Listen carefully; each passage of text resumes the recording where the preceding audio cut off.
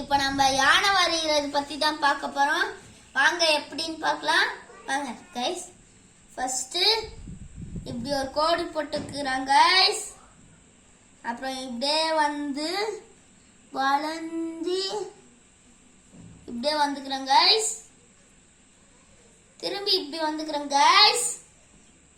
அப்புறம் திரும்பி இப்படியே அதே மாதிரி பண்ணி வளைஞ்சி வந்துக்கிறேன் கைஸ். இப்போ முன் பக்கத்துல இப்படியே கோடு பண்ணலாம் கைஸ். அதை அப்படியே வச்சு இப்படியே சுழிச்சிக்கலாம் கைஸ். அடுத்தது இதை இப்படியே வந்து இந்த மாதிரி பண்ணி இப்படியே கோடு கிழிச்சிடலாம் கைஸ். அதான் கைஸ், இந்த மாதிரி பண்ணிக்கோங்க கைஸ். அடுத்தது வால் கைஸ். இப்படியே வந்து இப்படி பண்ணிக்கிறோம் கைஸ். இப்படியே பண்ணி இப்படி பண்ணிக்கலாம் கைஸ்.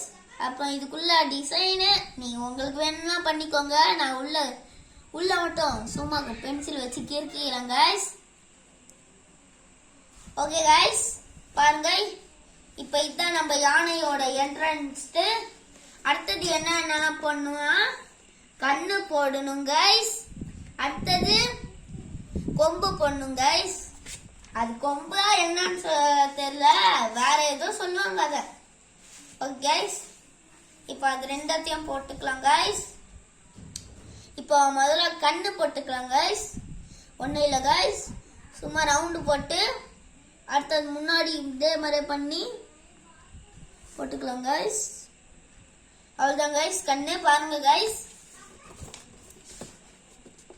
பாத்தீங்களா கைஸ், இதான் கைஸ் கண்ணு.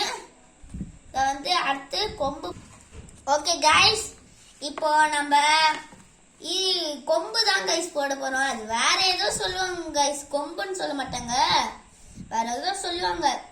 சரி, நம்ம கொம்புன்றே சொல்லிக்கலாம். இப்போ இது கூட இப்படியே வந்து திரும்பி இப்படியே வந்து இங்க போட்டுக்கலாம் கைஸ். அவ்வளவுதான் கைஸ், கொம்பு பாத்தீங்கன்னா தெரியும். அவ்வளவுதான் கைஸ், காட்டுறேன் பாருங்க எப்படி இருக்குன்னு